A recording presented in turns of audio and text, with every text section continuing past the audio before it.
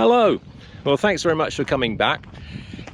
Elsie is getting very close to being restored to her former glory, and it won't be long before she's back on the water. In this episode, we're going to be looking at the capping, we're going to be looking at the thole pins, we're going to be looking at making the sole boards, and we're also going to be looking at the immense history of wooden boats on the Exe, including recycling some planks from an old Viking boat for the capping of Elsie. Yeah. But first, we've got to work on the engines of the boat, the thole pins.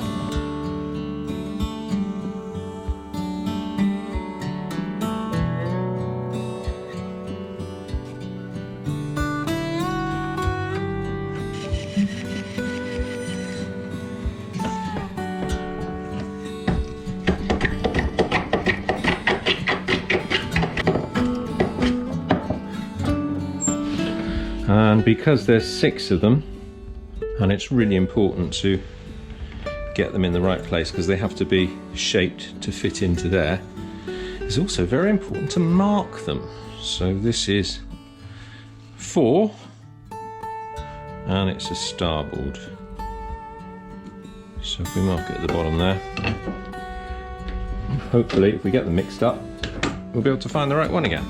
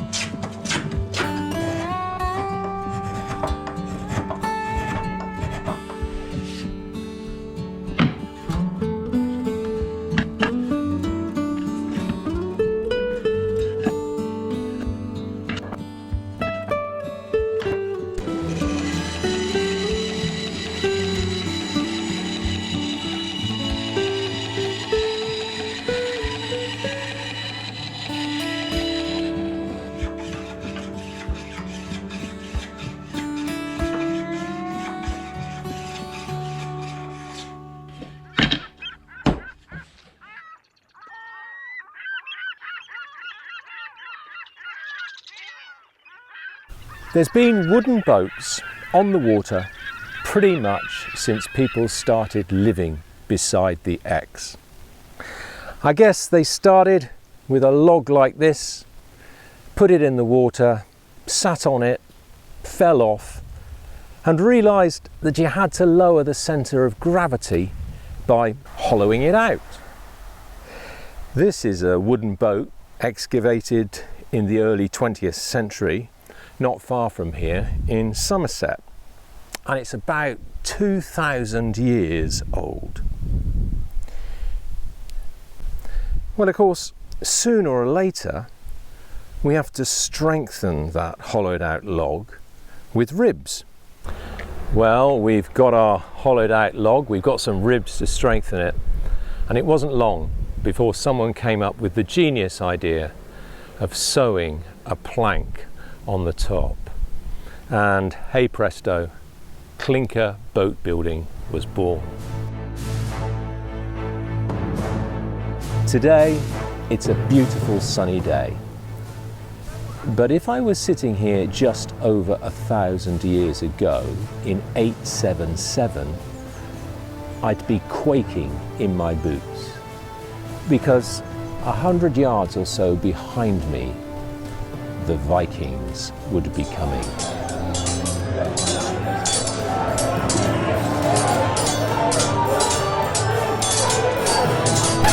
Yeah, now the Vikings have a pretty bad press, but actually they were some of the most skilled and finest clinker boat builders in history.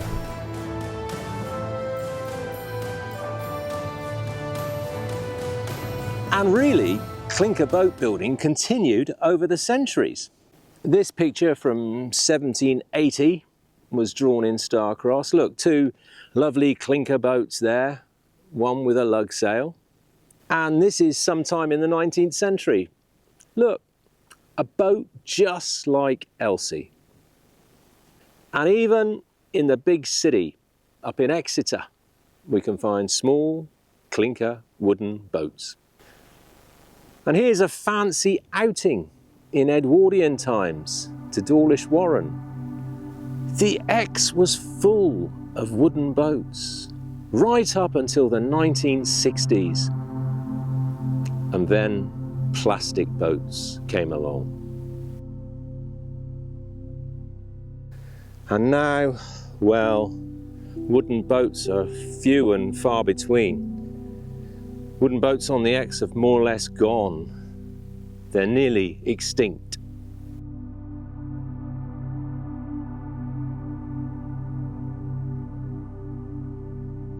I think what I'm saying here is that this is a heritage that goes back thousands of years, literally to the dawn of civilization. And if we're not careful, we're going to lose this incredible heritage, this incredible knowledge and these skills which have been passed down from generation to generation. 2,000 years and more of clinker boat building knowledge and heritage. Well, it's on the edge.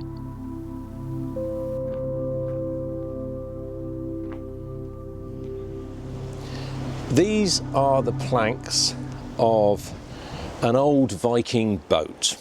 Now, it's not an original Viking boat, it's a Viking boat that I made many years ago, about 25, 30 years ago.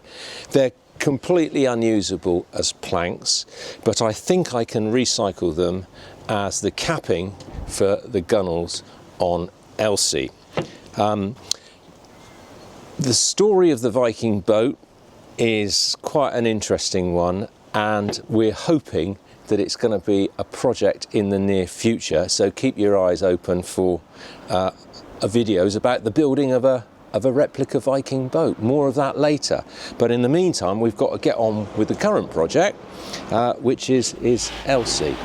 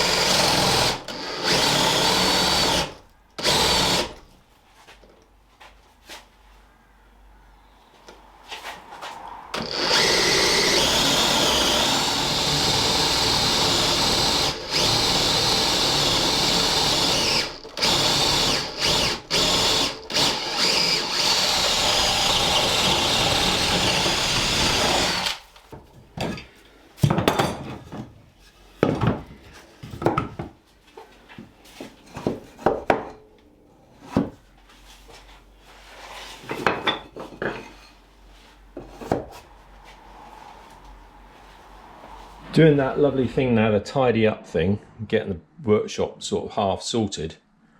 And you remember I put that snail there and I was going to move it later and I can't find it. And then as I was tidying up, look, it's gone all the way across here.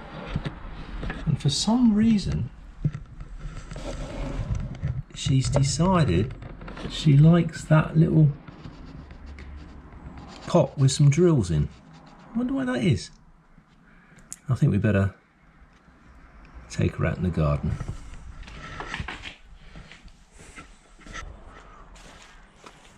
Yeah, well, it's a bit better for you there, isn't it?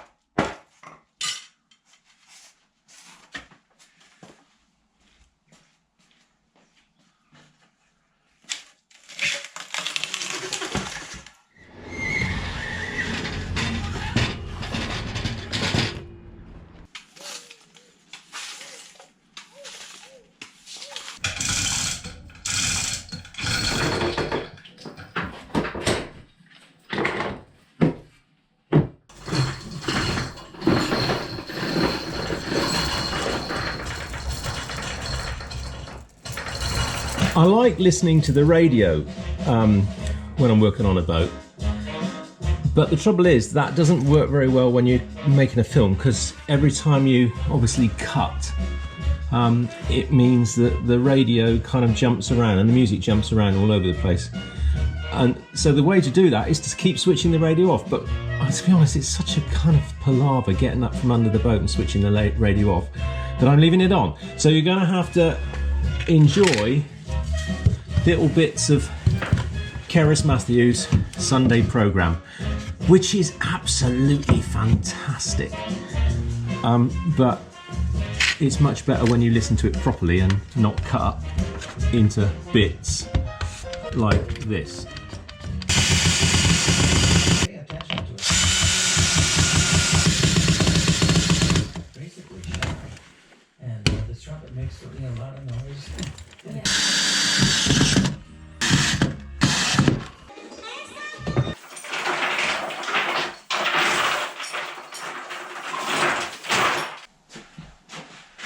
The fantastic thing about getting the boat off of the strongback and onto the trolley in this tiny workshop means that I can push it to one side and instantly gain a whole load more space.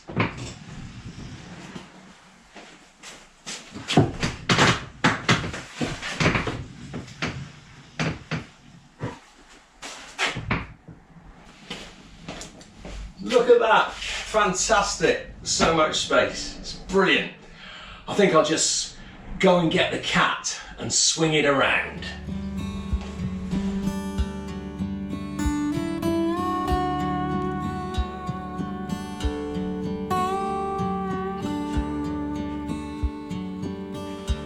The bottom boards or sole boards in the stern are completely shot to pieces really, so I've got to make new ones. And when you're trying to fit something into really awkward shapes, little bits of cut off ply and a glue gun are really helpful to build up your marks and your shape.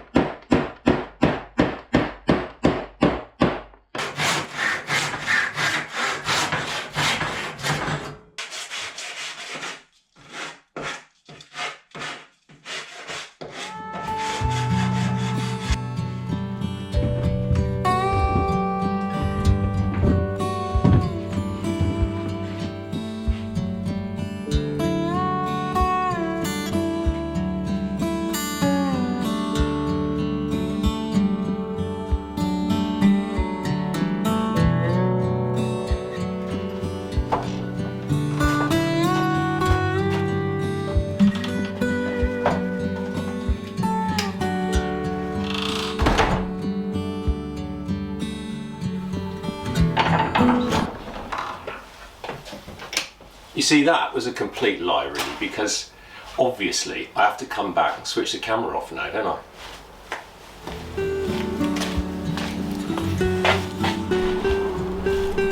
Like, subscribe.